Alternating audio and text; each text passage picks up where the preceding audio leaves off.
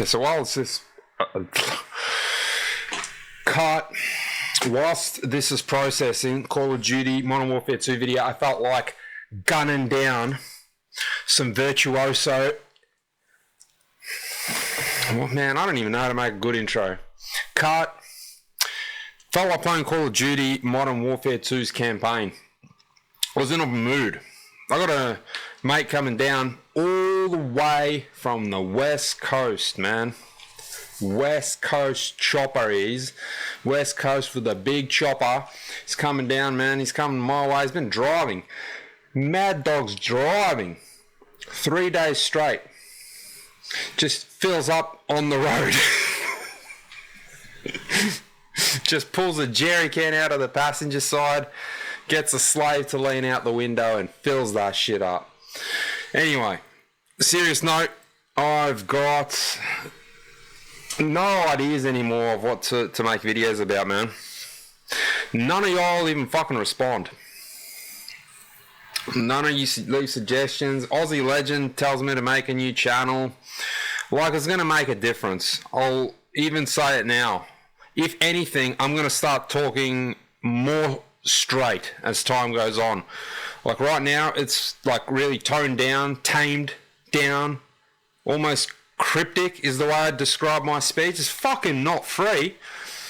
If I started going on the gas and speaking the way I would truly, freely, genuinely speak, I wouldn't just get shadow banned, I'd get fucking perma banned like my socials of 2016 did. Extinct. Lost all my memories because I trusted in the cloud and I trusted in shit being backed up on the internet for life. You lose everything, man. Every photo that I ever looked good in, any photo I held a trophy, medal, accomplishment, gone. Because I never backed it up. Just put everything on Facebook or on Instagram. And then you get banned. And like all these videos, you think like even the ones that I think, oh, I did alright, that one got 10,000, that one got 15. That one actually got like 8,000 and like 15 comments. Wow, what a record. Gonna go back it up. If this whole thing disappeared right now, wouldn't give a shit, man. I know what I'm capable of and I don't need this to be in some kind of an archive. But that's my point, man. Like, the most authentic people on YouTube are going to be the ones that have no ulterior motive. Whether that be a sponsorship, whether that be getting paid because you've got 1 million views and that's generating income. I swear, even the people that I like, without naming names, when they do streams, they're doing that stream and they wouldn't be sitting there for 8 hours if there wasn't donations of $5, $6, $10, $15 coming at least every 300 seconds. They're incentivized by that money, and it's not a bad thing to make money. Shit. I suppose good on the people that are supporting YouTubers, especially if they're speaking straight. But it's better than fucking paying some hoe to stick a can of V up a kulu, as the Scarface would say. Look at that Scarface here. Yeah, fucking up the kulu. Anyway, that's my intro. I've really stopped caring. Like, my audience is a mishmash of fucking Eastern, Asian, and I'll get to it in the next cut. But right now, I've made this intro because I'm waiting for the fucking original video to pend. It's pending. The upload of it is pending, so I can attach it to this. So in the meantime, rather than just fucking laying out, I'd rather be productive and yap. We'll share some stories whilst this goes on. Oh, by the way, I got a gift. I got a gift from my mum. Loves gladiators. She loves masculine men. Women fucking don't even like masculine men anymore, bro. One bitch is, you know, I say that endearingly. Maybe she's not a bitch. Maybe she's worse. Anyway, she's claiming conservative on her profile. This is my story. And she goes to me, oh, you don't look conservative. How does a fucking conservative look? Tattoos on his face? Like, I got no tattoos. That's pretty unique already in itself. It says clearly Catholic on my profile. Just about every second photo I'm wearing a cross. It's not just a freaking, it's not a fashion accessory at all. I'd be naked without it. This ring has a cross on it. It's got prayers on it. Been wearing it for like the last 15 odd years, I reckon. Only take it off when it's really starting to irritate my finger. It'll be the first damn thing I'll put on when I wake up, if it's during bed that I take it off. Heck, I don't know if I even take it. I don't think I take it off bed, man, because I know I won't sleep. My God is here. He's in my room on the wall, taking up the whole space. I ain't conservative. Shut up. And another one today, mind you. Matched, good looking, whatever. I'm like, thinking to myself, 39, really good looking, in really good shape. What the fuck is wrong with you? It's a serious question. There has to be some kind of caveat. How are you not snapped up? Because if you're this good looking at 39, odds are you were even better looking when you were 29. Unless it was one of those real radical transformations, lost 50, 60 kilos, just a massive turnaround, like those types that you just don't see coming. But I was pretty taken by the fact that, no, she's kept herself in good shape her whole life, and also claiming conservative.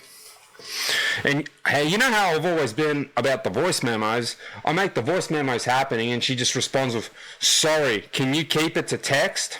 I can't voice memo. I'm like, well, can you listen to them at least so I don't have to repeat myself? Didn't really answer that question, but said, I'm in the office. It's not a fucking answer to my question if you can listen to them or not. Mind you, it's like 5:35 p.m. anyway. And then I said, well, you look like you want to have kids and you're about to expire in that regard at 39. So let's make it happen pretty soon. And she's like, oh my God, take me out. Alright, I'm like, I can't this weekend. I'm seeing family and I'm seeing a brother. But maybe something during the week. I don't do weekday dates. I'm like, why does it have to be a date? Why can't we just meet up? I like to be courted. I'm just thinking, here we go again. Courted. I'm like, what do you mean? I'm like, I'd be meeting you for the first time. That's not classed as dating. We're meeting up for the first time. So when you say that word courted, you want me to pick you up, take you to a nice place, not like some fucking throwing tomahawks, adventure park, you know, escape room shit. Like, you want to be taken to wine and dine kind of thing and whatever, pull up a $50 dessert. Basically, we eat at a nice place, you get a free meal out of it. Probably won't be able to have a fucking conversation because you can't even send a 1-minute voice note, but you think you're going to be able to, like, I've always said this, there's got to be reciprocal then. Like, if you don't want to do something fun, like I've gone on dates, we'll call them, but it's something fun where you're active together, you're doing an activity together. One of the best dates I've been on, we went to an escape room and it was fun because there wasn't even that much time to talk, but there was like this chemistry happening at the same time because she was dressed nice and I found her hot and I'm just like, man, I don't even want to escape. I want to be locked in here with this chick for another hour. It was like a fucking fun date, you could say, but at the same time, we were doing something together to solve a problem. Just sitting there across from some motherfucker while they stuff their face full of fucking creme brulee, Le Rocher, and then you get the bill, whatever, 300, 400, it's not the money, that's the point. Why? Have I even gotten to know anything about this girl besides the fact she likes, you know, what, fucking croissant baguette? She vegetarian, I find out, a pescatarian, like, I don't care. None of that's not something I do when I meet people, right? And then when I express that, she's like, well, I go on cute dates. And the way she said it, she didn't say, I want to go on a cute date, I go on cute dates. I'm like, oh, you're one of those types. You go and fucking date like serial date. I'm like, so it would be me, yours truly, on the Monday, and on the Tuesday it might be Nick, fucking Dick, Harry, Tom, Jerry, and then that's it, like you book a schedule like that. Then I'm like, yeah, no fucking wonder you're still single, because you like to have fun, cute dates or whatever. And then she goes, yeah, but I don't even kiss or hop into bed with everyone I date. Oh, that's a real winner. For me to go on a date with you, you get me twisted with other men. I don't play conservative for the fucking sake of trying to personify an image, man. And that's why there's no look. Like, you don't look conservative, because there's no fucking look. It's a mindset. It's a fucking spiritual belief, man. You ain't even gonna bait me with that shit. I don't care if you look like Emma Watson, fucking tight, no tattoos. I ain't gonna be baited into any of that fucking sleeping with chicks. I've mentioned this story about how I had a really attractive girl. I found her attractive, staying in my house, in my bed, and I'm like, I need to get 22,000 steps in before the end of the day, and I don't give a shit. This is gonna happen. This is my mission. Just like my mate is gonna come, who I haven't seen in fucking 13 years. I'm still going to do the things that I'm going to do, and he understands and respects that. So when it comes to this, prima donna caught me, and like, I'll choose if I want. It's like a reward, basically, telling me it's going to be like a reward for me to get to lick her fucking lips. I don't care, bro. At all. I am not motivated by it. Maybe I would have been 22, 23. Now I've got a freaking grasp on that, man. Controlled aggression was always preached in the army. Well, now I'm preaching controlled fucking sexuality too. With controlled aggression, with controlled motivation. Don't just burn out your motivation and perseverance for the sake of a tight freaking little hole, alright? I gotta court someone to get all that? I'd rather pay $500 more than I would on that date, and then get a real premium hooker to Uber herself to my house, man. And then I can bypass all that other shit. I paid some extra money if I really needed that tight squeeze around my knob. It's not even vulgar language, it's the truth. And then I can put some respect on it to the guys that just actually go and do that. Not to those fuckers that like to watch underage shit. You know who you are. 1 in 10 men are fucking pedophiles anyway. Fucking half the government, crooked motherfuckers. Anyways, has this uploaded yet? If it has, I can now cut to the gameplay. Watch this show. Watch this show. Blood and honor. It yet speaks to the man, Spartacus. I'm moving this across to see. Is it? Yes, it is. It's uploaded. All right. Let's cook. Yeah, sick. No long intro. Look at my channel analytics. 58% of my viewers are Indian. Are you guys understanding anything that I say? Because I do not speak the Indian in my videos. Why is 60% of my viewership from India? They subscribe. What is it that you love? What is it that you like? All right? Because some of my videos, the location is set to Melbourne. Do you think that that means we are all homosexual there? These are shitting on the street free videos. If you don't understand anything, now I understand why you don't comment. The other 20% is Bangladesh. And then only about 3.9% of my viewership is Australian. And even then, from that 3.9, what even is Australian? But fucking another figure that was real surprising was it's the boomers. I'm talking the 60 plus. 60 plus lick their lips for the longest when they click on a high hero video. They up in that grill, they're looking at their phones because again, 80% of my viewers are mobile phone users, so I'm never going to do 4K videos again because you all don't have fucking Sonys. Sony the only freaking smartphone by the way that makes a 4K screen, 4K display. So you're all in there with them phones, yeah, grandpa. Man, this shit's stuck. It's like super glued to the desk. That's crazy. Yeah? Phone cover. This is you and your phone, Grandpa. And you're just looking. You're just looking in that little box. And you just going like this. Oh, look at that. Oh, I want to pick up chicks in this country. Fucking jizzing, fizzing, stroking it, I bet, over me. We 60 year plus migrated to my account. God knows how you did it. So now, since I had an itchy trigger, that's right, the right bumper. Don't get it misconstrued with the kind of trigger that can inflict harm onto others. We were inflicting virtual harm onto virtual opposition. Call of Duty Modern Warfare 2. Enough of that fucking FIFA shit. And those Warhammer guys need to settle down too, because I ain't following that story. But I wanted to relive something classic gaming-wise in Call of Duty Modern Warfare 2. Pull some triggers in the Middle East, bust some heads, wash ourselves with fucking Captain, Sergeant, whatever the shit now soap, and get away. Back to the good old days, man.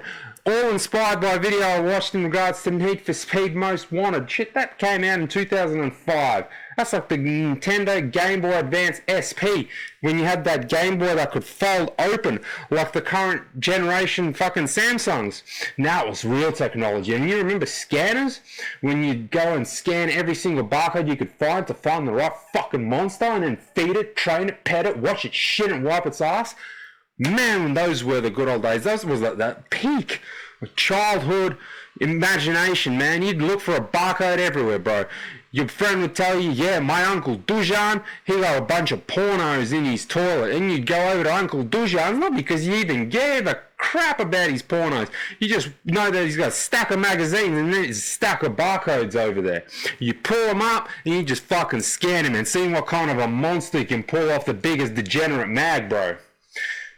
Now, whilst this Call of Duty shit goes in the background, because it's already going to go for about an hour, I'm going to keep yapping. I'm going to yap because it doesn't matter if I yap left, right, fucking whatnot. Doesn't even have to make sense. You probably don't even listen this far. This is just a video basically to provoke, evoke, and exclaim myself. Because I might not upload another video for a day or two or three or four or five or six because I don't give a fuck. Because I got a mate coming from Perth, Army boy. Solid as shit, man. What do you think? We're going to sit down here, yeah, fucking touch tips and make videos for y'all, Indians? Ain't going to happen, man. By the way, there was no radical protests in the city. It was all gay and peaceful. It was just two opposites collided and it made chaos. It wasn't radical and gay. It was just normal, yeah? Normal people clashed with the radical, and then that made, I should say, the gay, and then that made the radical. That made the situation fucking radical. There wasn't a radical group there, alright? The situation got turned into a radical one because it was just like a fucking positive and a negative current just fucking touching tips. Boom, fucking battery explodes. Car will never start again. Overcharged. Like fucking Wolfenstein when you get too many packs. Oh boy, it's been a while since I've seen these screens, these companies. You know, when men used to work in them, genetically born, without stockings and dresses. Look it up. Gaming companies of the past, the gaming companies that made games, the bangers, the Need for Speed Underground 2s, the Need for Speed Most Wanted, the Halo 1, 2, 3, ODST, STD, FNG, CQB. Oh, what? We want all the gore. Look at that mad respect. The game warns you if you're going to get offended, and it almost subliminally urges you to grow a dick if you got cunt. Pussy free zone. For the record, no pussies can play this game. Rated T, not for teen, rated T for test. High test. Just like those childhood games, the high test, man. You get Destructible playing, Master of War, hit the NOS button, fucking doing 250 miles in the BMW M3, It's crashing into everything, man. You're a living tank. Like I said, the last game that made my dick move was Warhammer 40k. But there was just a part of me that couldn't pick up the controller for that tonight. I needed to get the things that I got off my chest in that intro.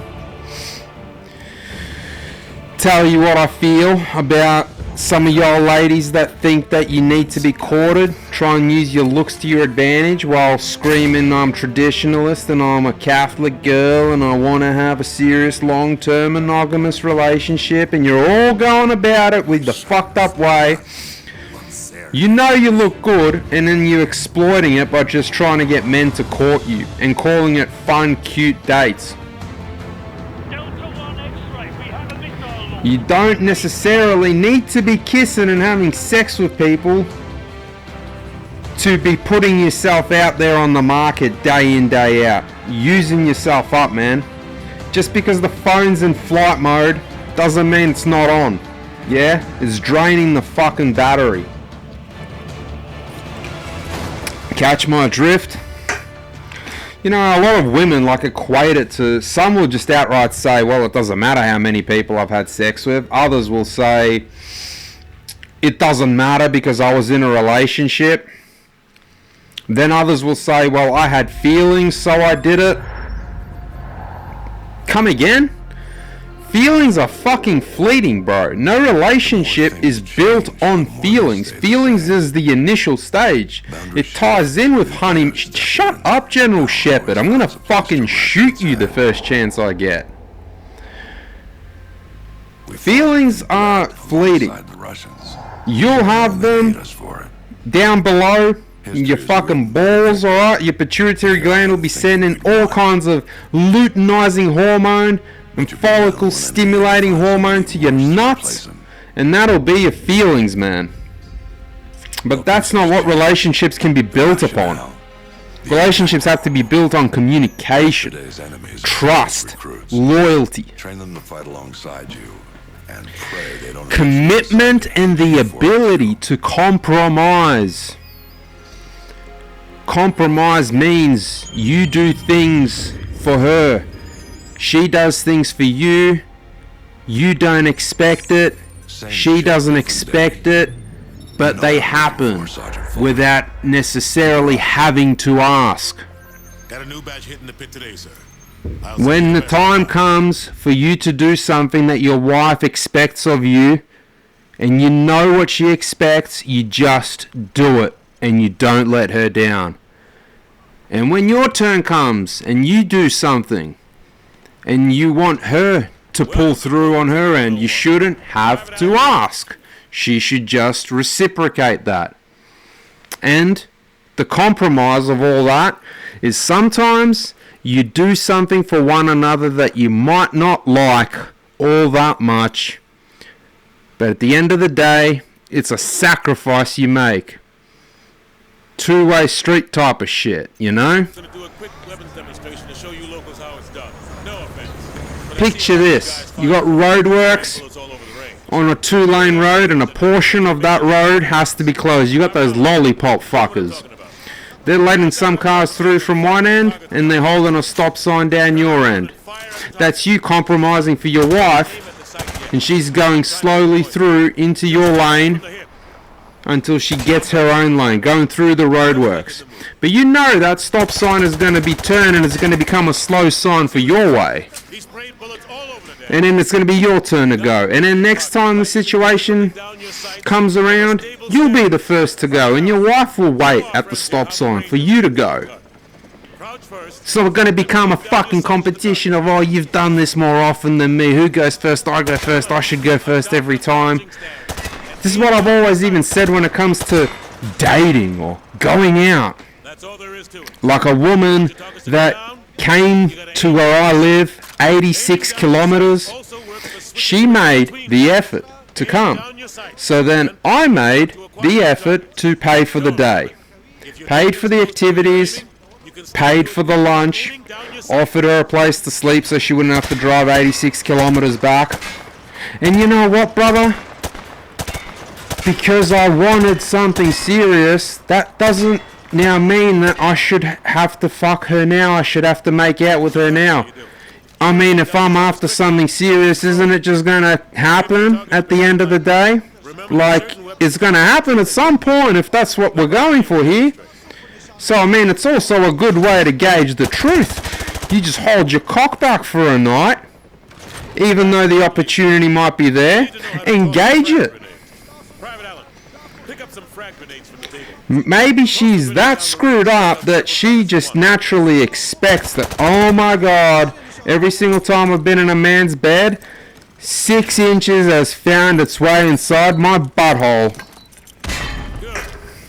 Why don't you be different? Why can't you be that guy that doesn't need to do that? Are you saying you're incapable of having feelings towards a woman without needing to fucking shag her?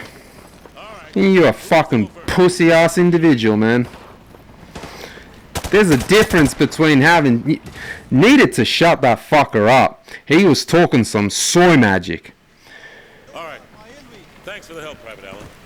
There's a difference between being really horny and attracted to your woman in the form of lust, and then there's the difference being horny and attracted to her out of passion and love for want of connection. Alright? You gotta fucking decipher the link between the two. If you're just lusting, if you're fizzing with no ulterior feelings, nothing leaning towards any kind of care and compassion, love, a higher being of emotion rather than just, man, I'm pre-coming and I'm hard and that's all I need. You can fuck all that, man. Go buy a fleshlight if you can't control yourself. That man needed to die. Yeah, we unlocked the trophy for it. Yeah, it didn't even pop up. Whatever. Guess that's what happens when you record with a PlayStation PVR. To think I'm going to go and set up my laptop computer next to the PlayStation. The inner PlayStation system is just as good for recording gameplay. So I hope you took that on board. You can actually meet girls when you go out and see them for the first time. You don't have to date them. If they want you to court them, think for a minute to yourself, how many other guys is she playing this card to? Especially if you can see she's good looking. Because it's only the good looking ones that'll say that. You're not going to see a whale, 160 centimeter, 90 keg woman giving you the courting speech and cute date speech. Nah. Now, women don't like to be put down for their looks, but they'll also not bullshit themselves too much about them either. They know when there's hot women out there, and that's why they hate on them. That's why the whole Sydney Sweeney thing was and is happening. Women hating, because even hating on Taylor Swift, some women are calling her mid and all that. When she's playing music, sure, because she's singing all that feminist shit about heartbreaks and heartaches. Man, women don't feel heartbreak and heartache. Very rarely that they ever do, man. Women don't have a hard time of letting go, and this isn't just me pulling out some quote out of my ass. This is facts. I've spoken to many a women. You best believe. You gain more knowledge, whether you'd like to believe it or not, by actually speaking to women rather than fucking them. And I've spoken to a vast array of women. Professionally, sexually, them being sexually interested in me and me not, me being sexually interested in them and them being not, as friends, as strangers, as out of curiosity, via voice, via text, via phone call, via walking face to face.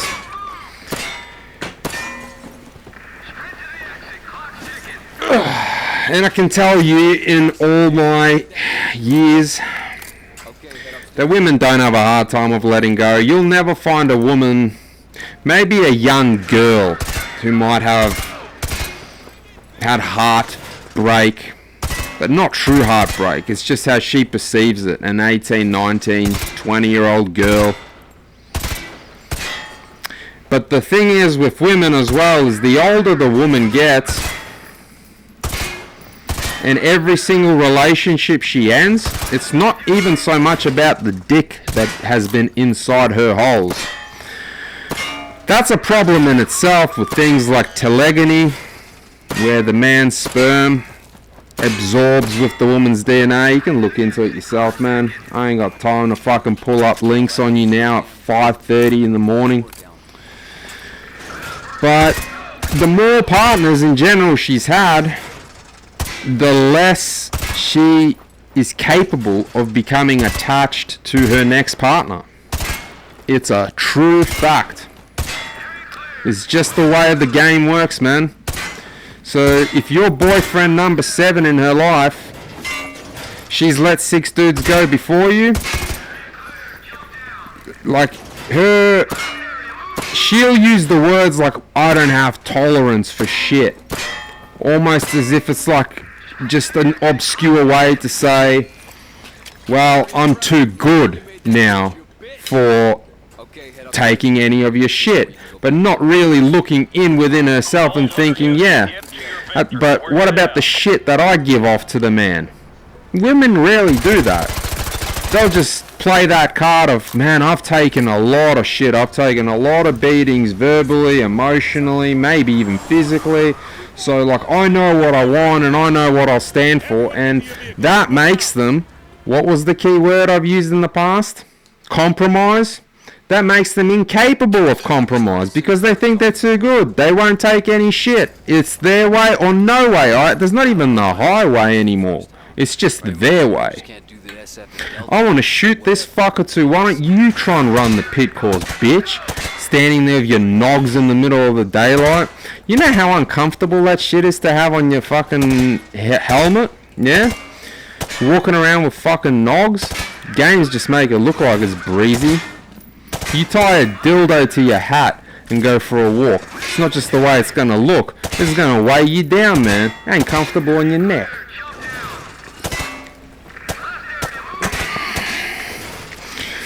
By the way, this is a dumb-ass, dangerous-ass pit run. Jumping from a 2-story building with probably like 30 kilos worth of gear, Private Allen. Really fucking good for your joints. And you know, what is with this shit? Where's my time, Private Allen? What? Sorry, private first class. No private first class would get selected for a special mission. Private first class, probably like a 20, 21-year-old. Fuck, alright. 23 at best, he joined up late. This is the kind of shit you'd send a... Not this mission here, but then when he gets, like, put undercover after this one. A load of bollocks, mate. You wouldn't put, like, a young, minted ranger into a CIA undercover op. You'd put someone at least 33, if not 35. Especially with a name like Private Allen, and they put a bunch of tattoos on this guy and they try and like make him like Russian. Does he even have Russian features? Not that we ever see. But the amount of training you'd need is more than militarily. Like, you'd need to be culturally trained to blend in with Russians. Like, Russians will fucking weed you out straight away. A Yank, of all people, trying to go undercover to be Russian? Good fucking luck, man. Might as well, like, take a white guy from Ireland and try and make him undercover with the Chinese. It's a fucking dumb plotline now that I gotten older. But anyway, it's not this mission. So, yapping again about women, man. If you just like sleeping with them, using them up for your own pleasure, don't think that ain't consequential either, man. It's consequential in the long run for a dude too. it reduces your ability, you know, to love deeply as well. You're just chasing a void. You're trying to fill some kind of a void by filling a fucking hole with your cock. Because it feels good. And what? That's it? You know, a lot of people will even think, oh man, like catching feelings for a girl, that's gay, you know, the Andrew Tate lifestyle or whatever. Banging chicks is like some kind of a medal, an accomplishment. You bang 10, you get a unit citation. You bang 10 of each different race, you get a banger of gallantry cross. There's repercussions for every action, man.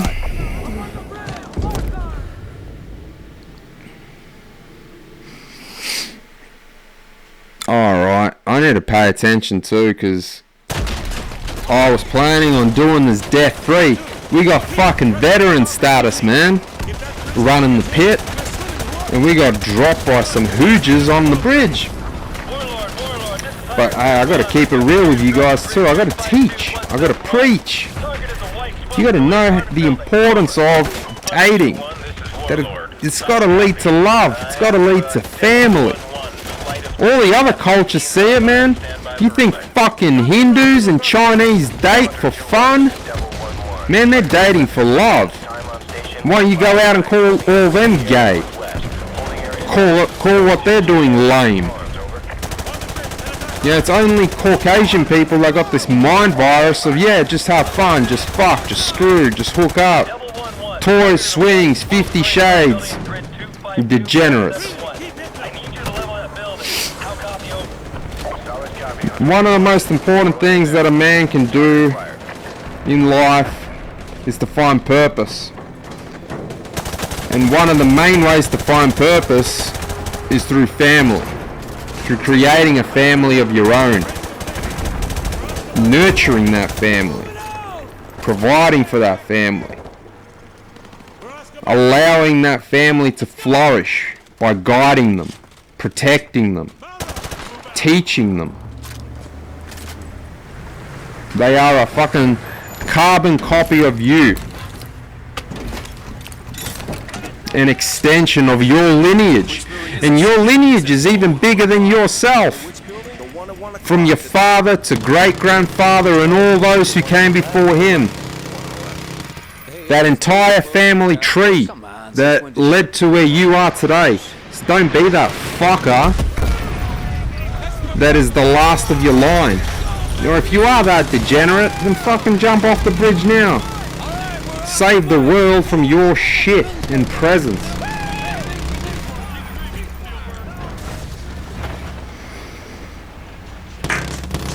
You know, that's another funny thing.